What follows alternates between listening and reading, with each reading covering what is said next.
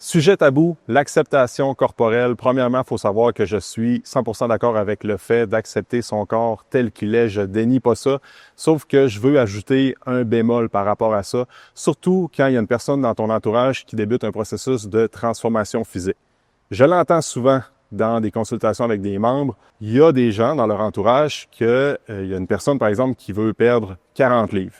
Puis, il va y avoir des discours du genre, ben, t'es pas obligé de perdre 40 livres, accepte-toi comme tu es, c'est bien correct. Sauf que la personne qui veut perdre 40 livres, peut-être qu'elle sent qu'elle n'a pas d'énergie, qu'elle n'a plus de libido, elle se sent coincée dans ses vêtements, elle n'est pas confortable, puis elle veut changer ça.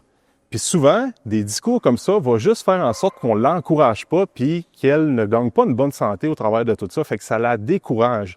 Donc, s'il y a une personne dans ton entourage qui a ces objectifs-là, on peut-tu essayer de démocratiser la perte de gras puis dire, ah ben la perte de gras, là, faut pas trop en parler, faut faire attention lorsqu'on parle de ça. C'est un objectif comme un autre, comme quelqu'un qui veut faire un Hyrox, comme quelqu'un qui veut gagner de la masse musculaire, puis il faut juste encourager la personne, puis tenter de comprendre le sens pourquoi elle veut le faire, puis poser des questions, puis l'encourager au lieu de la décourager.